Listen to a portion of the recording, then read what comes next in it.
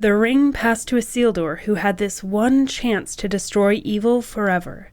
But the hearts of men are easily corrupted, and the ring of power has a will of its own. It betrayed Isildur to his death, and some things that should not have been forgotten were lost. History became legend, legend became myth, and for 2,500 years the ring passed out of all knowledge, until when chance came, the ring ensnared a new bearer. Galadriel, The Lord of the Rings. You're listening to Writing Roots, brought to you by Aspen House Publishing. Welcome to Writing Roots. I'm Lee Hold. And I'm Lee Esses. Today we're covering one of my favorites to wrap out the end of Pillar 2 characters. These are the characters that are so much fun to write, and I feel like a very underutilized tool in storytelling, especially recently. These characters are inanimate, insubstantial things, but they have personalities, they have wills, like the One Ring that has a will of its own that can ensnare bearers. The One Ring is a great example of something that is influencing the scene. It is a character in the scene, even though it can't walk up to Sam and go, "Hey, why don't you put me on your finger?" I did finger guns during that. It was beautiful. The ring is, throughout the movies, throughout the books, consistently referred to as a thing that has its own will, a thing that can tempt, a thing that wants to be found. It has a personality, and it can only be subject to one person, the Lord of the Ring, Sauron, its creator. Another example, this one is especially one of my favorites in comedies, or to add a comedic moment, is when technology has a personality.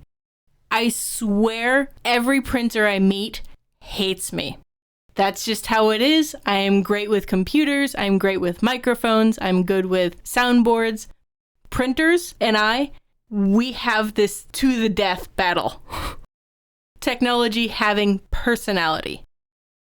Another example you see in fiction is the Force in Star Wars, where it is referred to as having a will, having desires, and directing people to do things, such as directing Ahsoka to finding, taking, and purifying some crystals to turn lightsabers white. May the Force be with you. In order for that phrase to make any sense, the Force has to have a will of its own. There was also a mini-series 1,000 years ago, but it stuck on my brain because it was fascinating, and it was called The Lost Room. This was right after the TV show Heroes came out, and superpowers started becoming a thing. In The Lost Room, these random everyday trinkets, these objects, got superpowers, so whoever wielded the scissors of doom could reverse gravity, and these kinds of things. Even though they don't necessarily have a will of their own, they are an inanimate object that influence the characters in this scene. These objects that can be a character of their own will serve specific purposes. In one of the most common cases, like Lee had mentioned with technology, it serves as a comedic relief, a moment to laugh. You look at Harry Potter with Ron when he broke his wand. It provided funny moments such as burping up slugs. And all of the wands in that are shown to have a mind of their own. The wand chooses the wizard.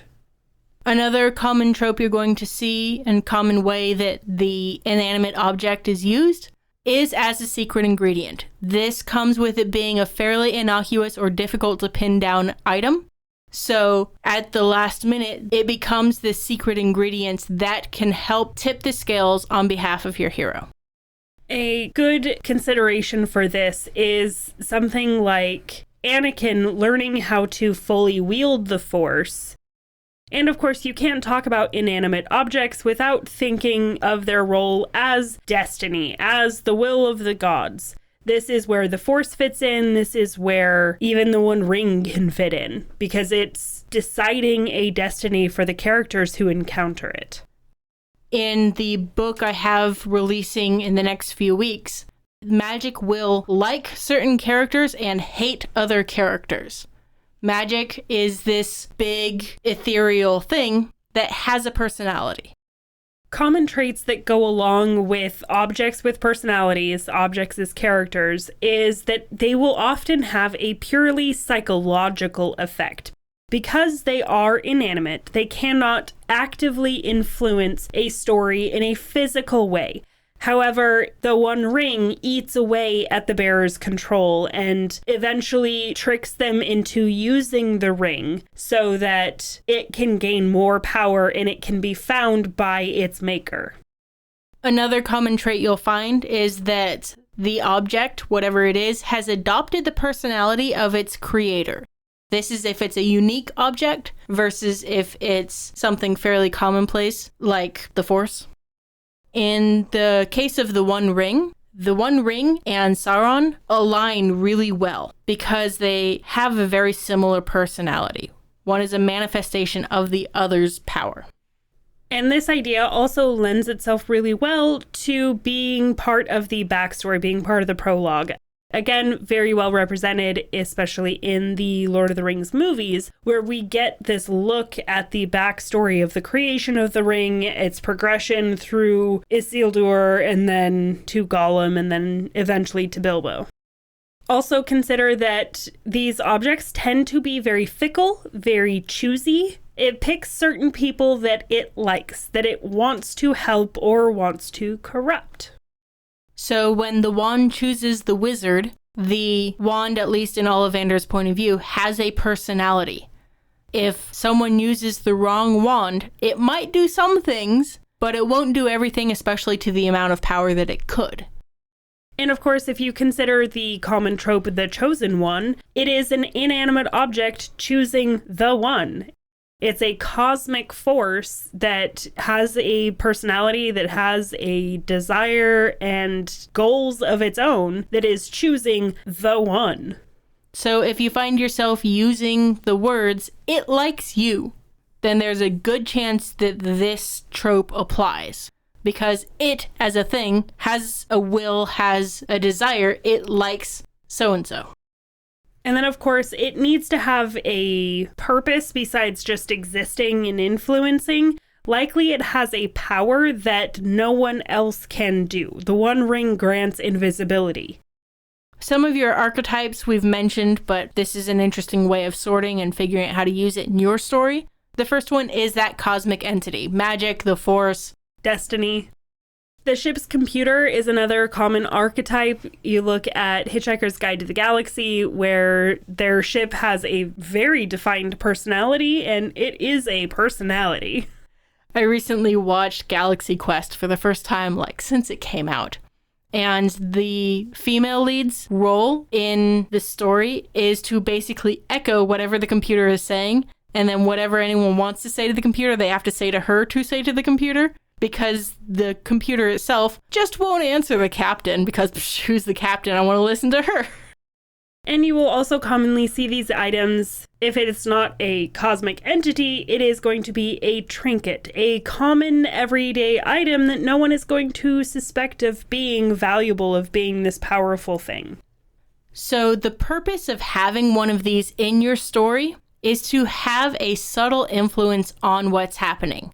We start to see the corruption in Frodo. Without the One Ring as part of it, if it was just the MacGuffin to carry and destroy the thing that doesn't do anything, then Frodo's journey would not be nearly as interesting.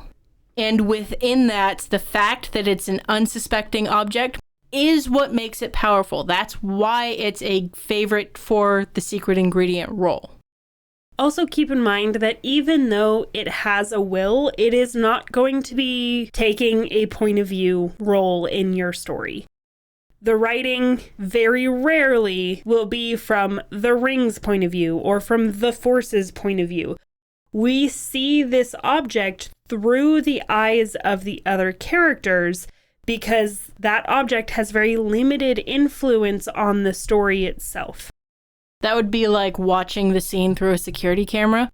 It's just not interesting because we can't engage with the characters that are actually able to do something in the scene. We can't root for it to fly off of someone's hand and into someone else's. Of course, it is also very common role for these objects to be the source of conflict. You have the One Ring. That's the source of the whole goal of the journey. You have the Force and the balance that's supposed to be had in the Force. That's the source of the conflict between the Sith and the Jedi. I would like to advise you against making it either a MacGuffin or a Deus Ex Machina, though. And the difference between a secret ingredient and a Deus Ex Machina is if we can go back and see the foreshadowing and it having an effect eventually. The MacGuffin, of course, just being this object that exists that doesn't have any influence on the story, but everyone's fighting over it anyway. If you want to include an inanimate object as a character, they are going to have a key but subtle role. It can be represented in a lot of different ways. It's up to you to decide how involved and how central to the story you want that to be. Do you want it to be the One Ring where the whole point of the story revolves around the One Ring? Or do you want it to be the ship's computer that is just snarky and annoying and only wants to listen to one person because her voice is nice? However you choose to have this character in there, make it have its own personality. It'll have its own backstory. It'll have its own desires and wills. And therefore, it can still influence your story in a fascinating way. And when you are having fun with this character, your readers will absolutely love this character. But you can only do that if you write selfishly. If you have a question or comment for our hosts or a topic you'd like us to cover, send us an email at writingroots@aspenhousepublishing.com or find us on Facebook by searching for Aspen House Publishing.